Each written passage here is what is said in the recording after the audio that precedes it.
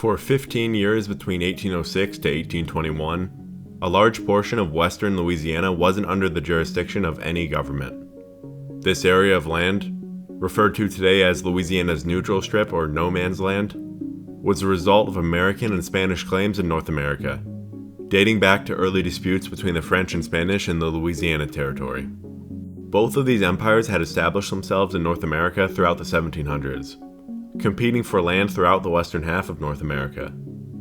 These competing powers would naturally come to disagree on where their empire's boundaries end and where the others begin, with the Spanish coming to believe that the French were encroaching on their territory in Texas by the mid-century. Individual Spanish and French military commanders would form an unofficial pact with one another to avoid escalating tensions during this time, but no official resolution would ever be drafted. This issue would seemingly resolve itself when the French Louisiana Territory was ceded to the Spanish in 1764, making the Spanish and British the two sole superpowers of North America. Once the French were out of the picture, the border dispute seemed unimportant to the British and Spanish, so both powers would simply ignore the issue and allow tensions to settle. It was not until the Third Treaty of San Ildefonso, signed October 1, 1800, that the disputed borders would once again become an issue. The treaty transferred the Louisiana Territory back to the French, meaning the Spanish and French claims returned to their pre-1764 states, allowing the same disputes to once again become an issue.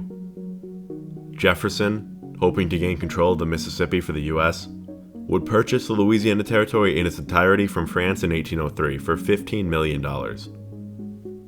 Despite the purchase, the borders of the Louisiana Territory were not definite. Since Jefferson had made a deal with Napoleon, he claimed the same borders the French had previously claimed, in spite of any disagreements from the Spanish. The Americans would claim as far west as the Rio Grande for the border of its new territory, pointing to a former French settlement for legitimacy. However, the more widely recognized claim would end with the Sabine River, the river that forms the modern border between Texas and Louisiana. Throughout 1805 and 1806, there would be several small-scale military skirmishes between the Spanish and the U.S. Neither side, however, was willing to escalate the skirmishes to full-on war. The American and Spanish military leaders in the region, on November 5, 1806, would bring any military conflict in the region to an end when they agreed to create a neutral ground in the western portion of Louisiana for the time being. While not officially recognized by either government, the agreement would largely be respected. This meant neither power would have any governmental jurisdiction of the area, nor would occupy it militarily, making it a lawless territory.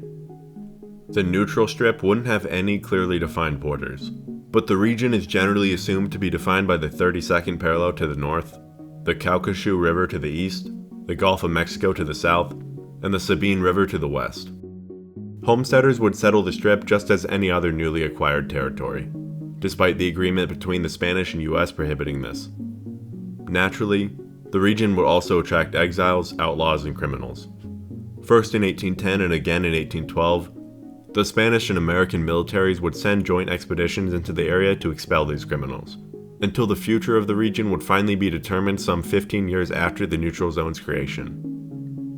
The neutral zone would finally cease to exist in 1821 with the ratification of the Adams-Onis Treaty, the treaty between the U.S. and Spain that formalized their borders, including the cession of Florida to the Americans and defining the U.S. New Spain border to the west. The neutral strip was now without a doubt American, becoming a part of the state of Louisiana, along with a part of West Florida, giving Louisiana the borders we see today. This is 435 American. Thanks for watching.